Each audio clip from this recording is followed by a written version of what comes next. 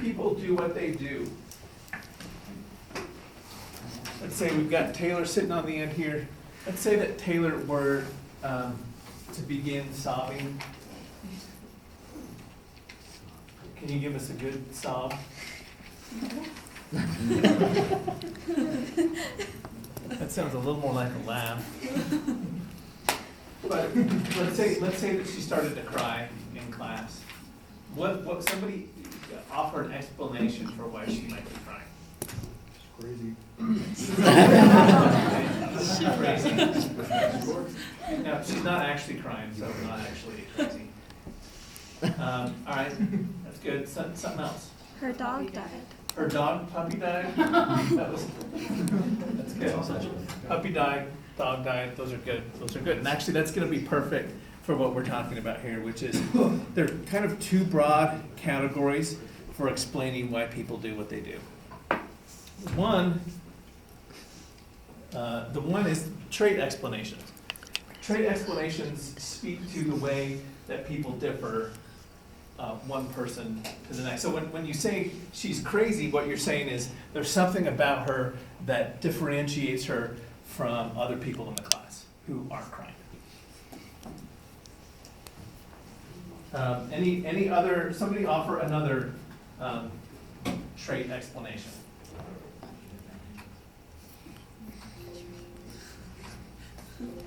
This is kind of only half working. She's more sensitive to whatever we're talking about. Okay, yeah, super sensitive. Yeah, so that would be something where in a class like this, maybe there's only one person who would cry.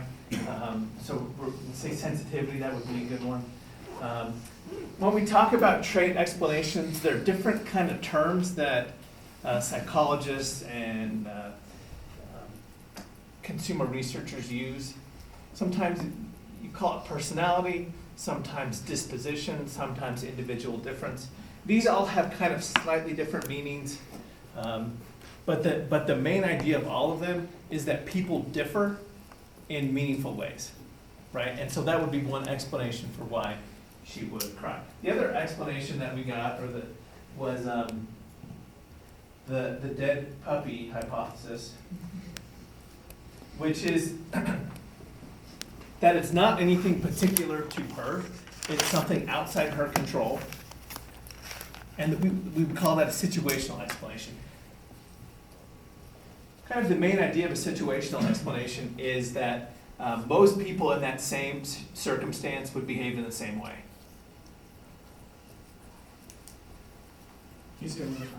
Most people in that same circumstance would behave in the same way.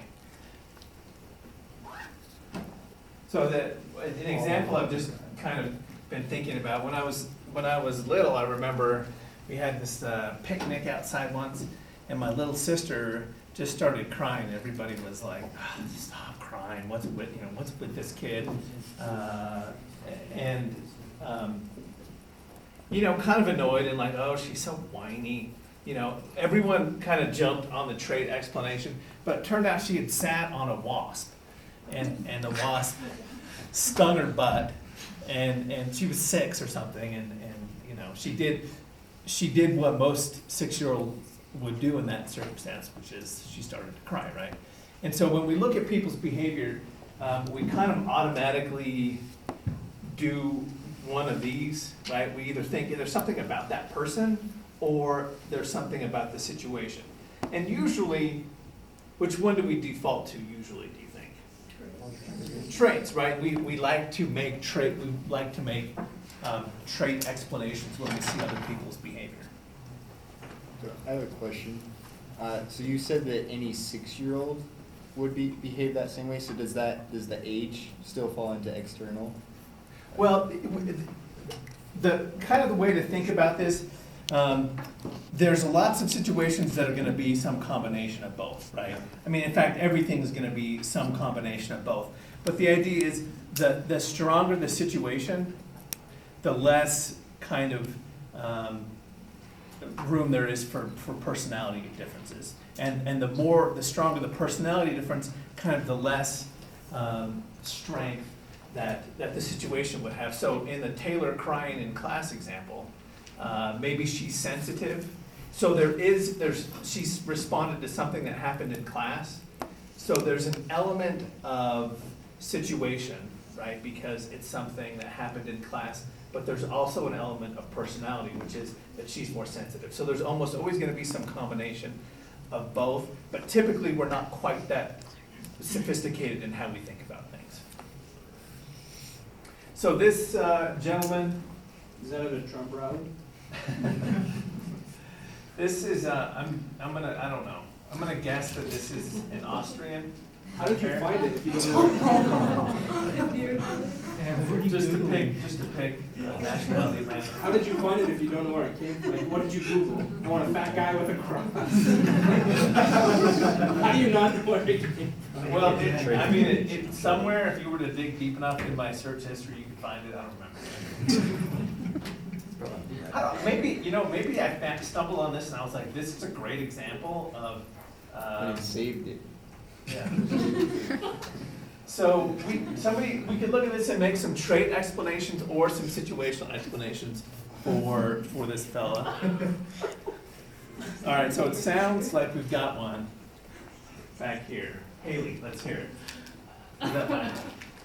I feel like he might be just a little bit religious. He's okay. Boom, you might see devout. Good, he's super devout. Somebody else come up with a trait explanation. All from Austria. Help us understand your country. We decided he likes to drink beer. He likes to drink beer? Yeah, Austrians. Okay. Yeah. All right. Maybe he's eager for attention, could be terrified of vampires. I think he's gangster. Yeah, That could they got like be, a wet easy eat, bro. Straight on. Wow. I totally see it. So what about situational, and then admittedly, this is gonna be a little harder.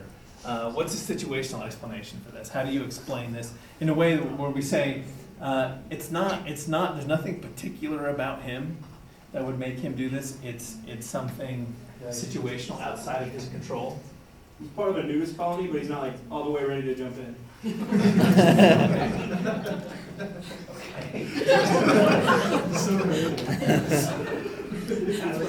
still like a little self-conscious, but he wants So- to try. Everyone else is shirtless, and so he's conforming to being like that. To that. All right, that's good. Yeah, so all right, we're getting there. He's too poor to buy gym shorts like the guy behind him. He's what? Too poor to buy gym shorts like the guy behind him. Okay, too poor, although he does have Another enough giant money. He might have been born with it, maybe he's being punished, somebody put it on. That's exactly what I'm gonna do with my kids. Just gonna punish them. That's a good way to keep them on the straight and narrow. Hang a 25-pound cross. All right. So some kind of turning this to consumer behavior, some purchase decisions kind of lend themselves a little bit more to situational explanations and some a little bit more to trait explanations. We got roof repair, and I ran into Brant in the parking lot, took a shot of his car. He just had this nice artwork done on his hood. It's expensive. It's expensive, it's nicely done. You can see there's a resemblance on this side anyway. No, it's not really true. But I can't believe afford that, that. just out of curiosity. Nobody? That's too bad. That's my post. I wouldn't admit it either. All right, so which one of these lends itself to situational explanation and which one to trait and why? All right, let's hear it. The bottom one would be trait because they obviously just really like werewolves or something. And the first one would be situational because not everybody needs their roof fixed all the time. Right, yeah, so the idea that the situational explanation, you've got a leaky roof, getting it repaired tells us very little about you individually, personally, right? That's just kind of, you get a leaky roof or there's a problem with your roof, you're gonna expect the same thing from pretty much anybody in that circumstance. This very much on the other side of things, where you're kind of deliberately saying something about yourself and how you are different from other people. In this case, it seems to be, So the people that don't fix their roof would be trait. Because there's something wrong with them that they don't fix the roof. that could be, I mean, there's probably most people who need to fix their roof and can't. There's gonna be another situational, or who don't, right? It's probably a finance kind of thing, which would also be situational explanation. So, I'm gonna come back to Timmy. We're gonna go in depth a little bit more. We won't really talk much about situational explanations for the next couple weeks, and then we'll come back and just go kind of head first into that. Because one of the things that situational explanations tell us is something about human nature. So if what we see is that everybody kind of behaves in the same way under a certain set of circumstances, that's telling us something about people in general. So we are gonna come back to that idea later in the semester, but for now, we're gonna kind of focus on the trait side of things. So a definition for personality, and the part that I think is most important is this part in red here, consistency.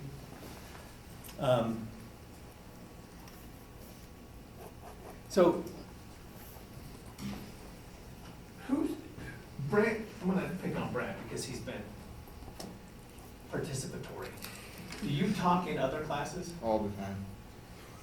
So that tells us something about his personality, right? When somebody behaves consistently across situations, it's telling us something about that person, right? That's what personality is. Now, if there's a class where people who don't normally participate in, then that's telling us something about the class, right? Not the person. And so what kind of the core of what personality is, it's about consistency. That when somebody has a certain trait, you expect that trait across different situations. Well, where you said it's telling you something about the class, then I was just gonna say, well, if they're comfortable there, then that's their personality, but I guess that'd be the class too, in a sense. Right, so. It relates to their personality, so they're more comfortable. Right, well, so you're always gonna have some combination of both, but in general, if people participate in a class where they don't normally participate, that says something more about the class than about them. And so that doesn't lend itself to a personality explanation, it lends itself to a situational one. The point that I'm trying to make here is about consistency, that the core of personality is that you expect, in this case, extroverted behavior. The idea of extroversion is that in lots of different situations, you're gonna behave in an extroverted manner, right? So from one class to another, you're going to be more talkative than somebody else. Does that make sense? Do you have any questions? Because we're gonna jump right into a couple of different personality traits. Psychologists have something they call the Big Five. We'll just start with these three. These are kind of considered the core of personality. They're kind of broad dimensions, and they're considered some of the most important traits in psychology. So the first one is called openness. It's usually referred to as openness. The actual name of it is openness to experience. And it's a lot like it sounds like. People who are high in openness to experience like to experience new things. That could be bull riding, it could be bungee jumping, so that's kind of what you'd expect, but it includes more than that. So that would include ideas. People who are high in openness to experience like education. They're drawn to philosophy and ideas. They have a very active kind of internal mental life. So I'm going to define all these and then talk about kind of their relationship to consumer behavior. So any questions about openness to experience?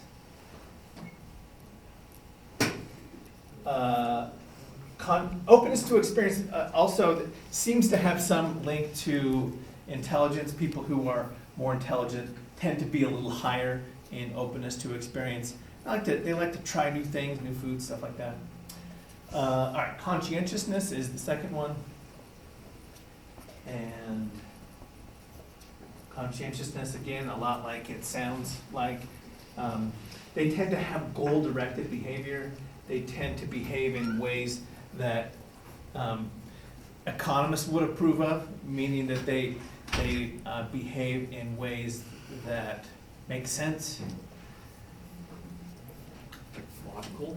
I mean, these are great employees, right? Conscientious people, they're gonna follow through. They do what they say they're going to do. They set goals and they accomplish them. They generally have their shit together. That's another way to think about people who are conscientious. Extroversion, this is probably something that you've heard of before. And kind of the quick definition I'll give you of extroversion is how comfortable somebody is with social attention. People who are highly extroverted are comfortable with social attention, right? And that's kind of why they're more comfortable speaking up in class, right? The attention doesn't bother them. Introverts tend to be uncomfortable with social attention. There's a study that they did on babies that's kind of interesting.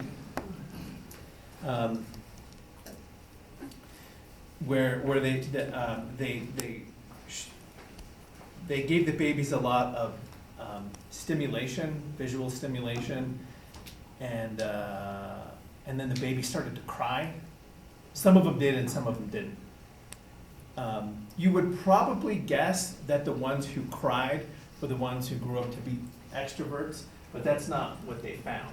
The ones who cried were the ones who ended up being introverts. And part of the reason for that is that introverts can easily get overwhelmed by external stimulation, right? And so that's part of being uncomfortable with a lot of social attention is kind of feeling that being ill at ease with a lot of attention on yourself. That's kind of extroversion, introversion. Any questions about that? So you're saying that they found extroverts, or is there like a positive correlation between the two? I mean, like, is one better than the other? Is that what this is trying to tell us? No, there's no, I don't think so. There are some of these where there's one that's better than the other. Conscientiousness, clearly you're better off in life being conscientious. Extroversion, introversion, for a long time, extroverts have kind of been viewed as kind of superior to introverts. There's this kind of movement now where we're going away from that, and people are starting to understand that there's a lot of traits, kind of desirable traits that introverts have. Introverts tend to be a little more thoughtful. Extroverts can I'll say this, I think among professors, introverts are the more prepared professors, right? Because they're uncomfortable standing up and having nothing to say. Extroverts are comfortable winging it and talking for 45 minutes without preparing anything. So that would be, but on the other hand, extroverts are probably more fun to talk to at a party. All right. Agreeableness. I was in grad school, we all went to see a movie together, and there was a buddy of mine that the next day we were kind of talking about it, and the first person that he met liked the movie, and he was like, "Tom, man, I didn't like it," and he reeled off these like reasons he didn't like it. And then later, and I was just in my cubicle, and I could overhear him. And then later on in the day, he ran into somebody who didn't like it, and he was like, "Ah, I did like it, and here's why I did like it." Right? That is somebody low in agreeableness. Somebody whose just disposition is to disagree first, right? First, second, and third. Like just very comfortable with disagreement. People who are agreeable are just the opposite. They're going to agree. They want to get along. They are sort of uncomfortable disagreeing with people. They tend to have a little bit more positive emotionality. That's agreeableness. Neuroticism.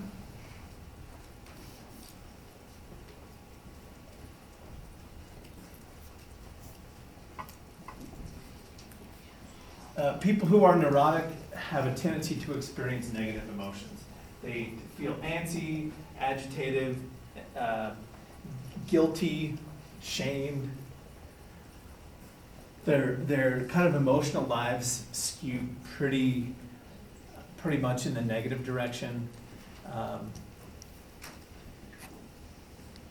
And so you probably can think of somebody who's like frequently, and this is different than depression, right? This is a personality trait, and it doesn't necessarily mean you're unhealthy. It just means that you're gonna be down a lot more. You'll take things personally and kind of feel a heavy kind of negative emotional burden. That's neuroticism. So you can be high in neuroticism. The opposite of that would be what they call emotional stability. So people who are low in neuroticism are high in emotional stability, and those are just the opposite. They tend to be very even keel, tend to have relatively positive emotions that are not easily kind of pushed around one way or the other.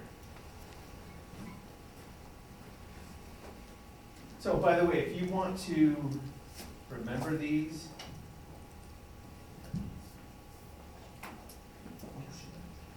Using cross. you want to remember these, this spells Nyako.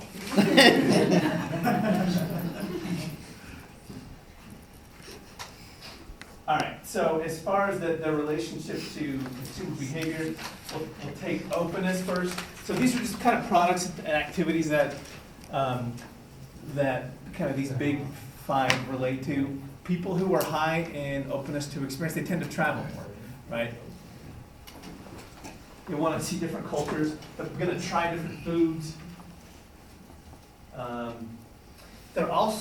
They have more of a preference for what we call hedonic consumption. Does anyone, I would normally have defined that before we get to this point, but I skipped that chapter. So can anyone kind of guess what hedonic consumption is, Roberto? It's just like appealing to the senses, so like good food, fun, sex, rock and roll, the word. Right, good, good, yeah. Sex, drugs, and rock and roll, is that kind of, yeah. Well, and steak. But people who are high in openness to experience they're going to probably be pickier, and they'll be more willing to try exotic, kind of interesting, savory, sensory experiences, like going to a nice restaurant and eating something they've never had before. That's openness. Conscientiousness, there's not a whole lot to be said about the products they choose, but their economic lives are different because they tend to have very good credit scores. They don't have late fees, right? Because they're conscientious. They keep on top of things. They're not going to put something on a credit card that they can't pay off, right? As I said, they behave in a way that economists would approve of, right? They are rational in their consumer decision making, and so they tend to have good credit scores. Extroversion, I said two things on this. One is they seem to be more comfortable, as I said, with social attention, and part of that would be owning flashy products, which I don't have a picture of, but products that would draw attention to yourself. What would be something that would draw attention to yourself? The product that would, The car you showed earlier? the car? Oh. Oh, yeah, that's good, that's good. What's another thing that people could buy to kind of draw attention to themselves? Girls buy Tom Cross. Good, good. Good, that's a nice trade explanation for that. I think, some cars are definitely designed to attract attention, right? I think some jewelry can be designed to attract attention, some clothing too, right? So that's extra. Oh, and the other thing, and what the picture reflects here, is that they do more word of mouth, right? Just kind of by nature of being an extrovert, they're more comfortable talking to people. And so one of the things that they do is they tell people about their consumer experiences, good or bad, not really saying one way or the other. They just are more inclined to share their consumer experiences with other people. So extroverts, do they get like super unhappy if no one pays attention to them? Like, let's say for a weekend they stay home alone and they have to spend the day just by themselves. Yeah, so that's kind of the part of the evolving understanding of introversion and extroversion is kind of your source of stimulation. And the idea is that extroverts get stimulated from exterior sources, and introverts get stimulated from kind of internally their own thoughts and feelings. And so for an extrovert, it's kind of painful to be alone for a long time, even though they might occasionally need to be alone. And for introverts, it's painful to be kind of in public for a long time, and they'll need a break eventually. Does that answer your question? Yep.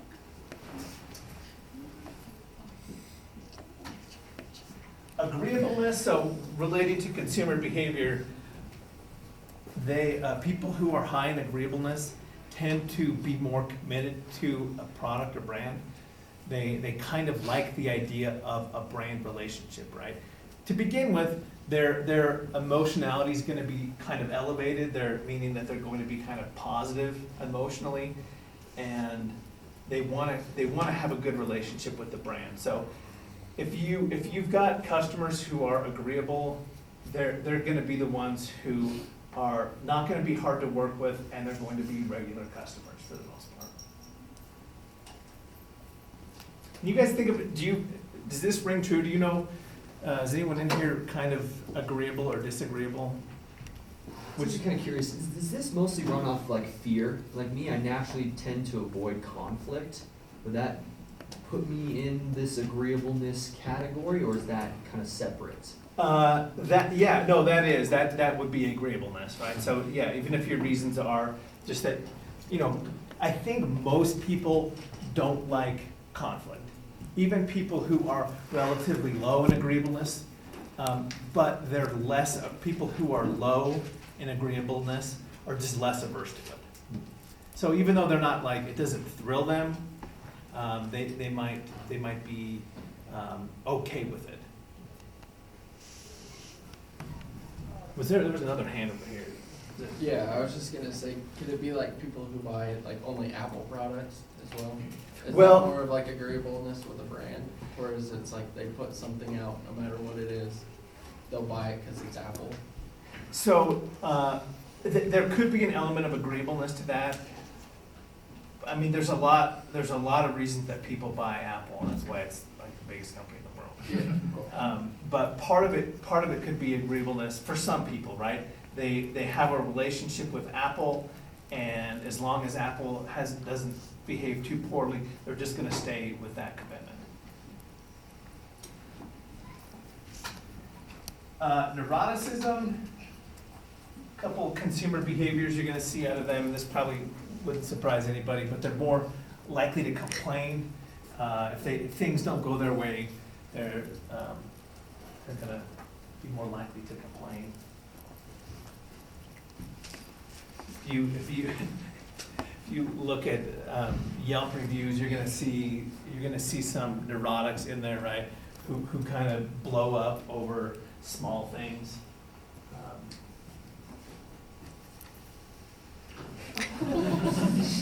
They also tend to consume to kind of soothe their feelings.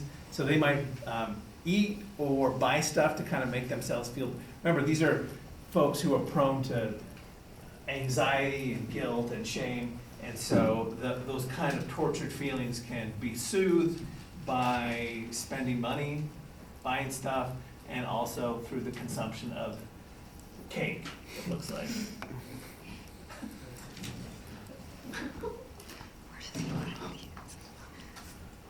Does this look real, by the way? I can't tell. It's pretty real. Why is the pan like angled perfectly towards the camera though if it's real? That's a good point. Because there's cake falling out of the mouth. Yes, it's circles of life.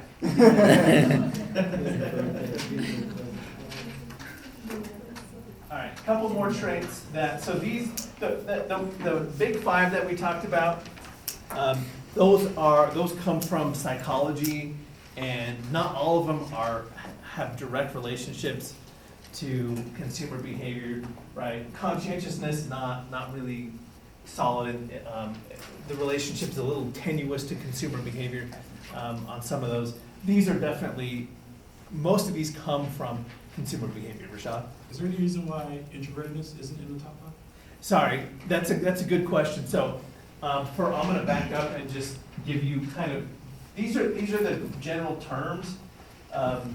So, you would say high openness to experience or low openness to experience. High conscientiousness, low conscientiousness. Extroversion, introversion. Agreeableness, disagreeableness. Neuroticism, emotional stability. That's a good question. I'm glad you asked that. So these are all a continuum. So like all the examples you gave us would be like the high end. Right. Okay. Yeah, thanks for asking that. Les. Thank you. All right, couple traits here. Innovativeness. Again, this comes from consumer behavior, so the links are a little bit stronger. Innovativeness, these are people who like to try new products.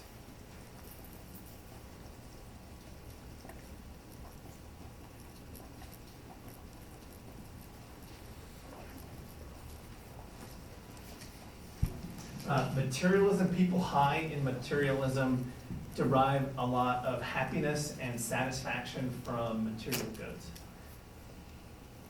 Do you guys know anybody who you would, I mean, you don't have to use names, describe as materialistic or low in materialism, who just they don't care about material goods? A lot of people pretend not to care about them. So my mom shows love through materialism. So like she will buy us a ton of stuff and we don't want it, but if we don't accept it, then she doesn't feel that she's portraying that she cares about us. And so she's really high in materialism through shopping and like, I don't know. Yeah, that's, a guy could have worse problems. Yeah, I mean, right now I just had a daughter, so our daughter is getting a lot of toys that she doesn't play with, but our house is filling up with toys, so. Is there a car in your future? All right, materialism. Any other examples of materialism, Jake? Well, I just have a uncle, like a friend, family friend, and he's got like a lot of money and stuff like that, but he doesn't really like buy anything. Like he has just like he's lived in an apartment his whole life and has like an old car and stuff, and he just like spends all of his money just like going to like different like sports books and just betting on sports games, and doesn't wear anything nice or own anything nice, but he has a lot of money. So I feel like he's like the opposite of materialistic. He doesn't care about anything. He still has like a BlackBerry. And yeah, it's just funny. We always make fun of him because he has like more money than like anybody else in our family, and he's got the least stuff. So there's kind of some interesting research on materialism, and so the analysis of dreams has not been a big part of psychology for a long time, but there's some interesting research dealing with the dreams of people who are high in materialism versus low in materialism, and it's probably not what you think. People who are high in materialism have more dreams of death, dreams where they're being chased, kind of terror type dreams. People high in materialism are sort of more prone to that, and the one explanation that I buy is that they find comfort in objects, that there's some kind of, that they're kind of ill at ease, and so they comfort themselves by having material goods around them. I kind of believe that's true. So that's materialism. Self-monitoring, this, Ben? So with materialism, is that just owning things, or is that going and buying things? Because I've seen like distinct differences. Like there are people that just like love to go and shop and go buy stuff. And then there's like collectors, like my dad's a collector. He's got like records and all this stuff that he collects. Are those the same thing, or are those different things? So the classical definition of materialism is the happiness that you get from material goods is one thing, and then kind of defining success in terms of material goods. Those are kind of the standard definitions of materialistic. So if you kind of look at other people's lives and kind of rank them by their material goods, he's doing okay, he's got, a nice house. That's gonna be high in materials. And if you derive your own happiness from owning lots of stuff, that's gonna be high in materialism. So that's kind of like collectors. Well, collectors would fit that, yeah. Well, I mean, everybody's got hobbies, but if that's Yeah. sort of the only thing that makes you happy, that would fit the definition.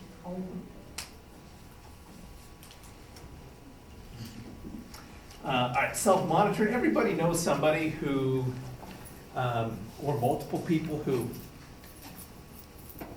definitions of themselves are very flexible.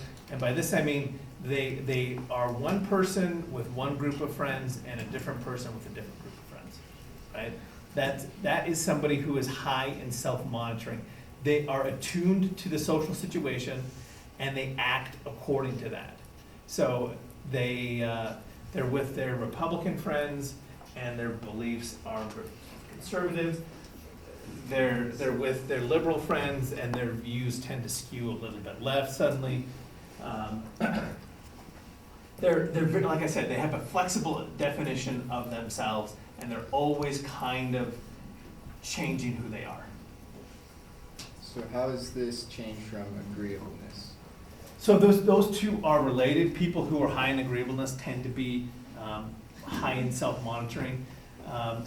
Agreeableness has a little bit more to do with your emotionality. It tends to be more maintaining a positive emotionality, whereas somebody who self-monitors is going to be a little more flexible. So if you're agreeable, like I said, you're going to maintain kind of a positive level of emotionality. If you're high in self-monitoring, you're just going to adapt to what the situation demands of you. So if someone's angry, the self-monitoring person will match that, Yeah. whereas the agreeableness will try to calm it down. Exactly. So is this generally viewed as a positive thing, like adaptability, or is this like a two-faced trick that you don't want to be friends with? Well, it's probably on either extreme. I think you're going to have problems. If you're super low, in self-monitoring, then you're going to behave at a funeral the same way you would at a party, right? You're not adjusting to the situation, right? And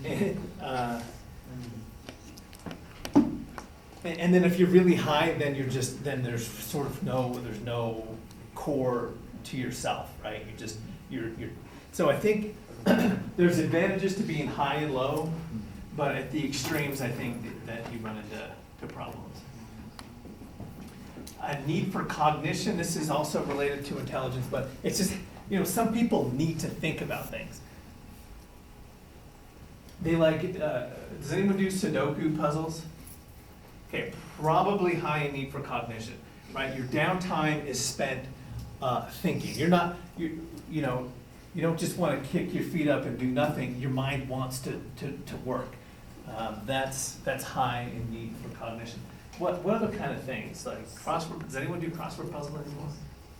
Or just, Our Sudoku friends? So is it kind of like ADD basically? No, ADD, you can't focus on anything. But your brain's always kind of moving. Your brain's always moving with ADHD. With need for cognition, you need to think about things.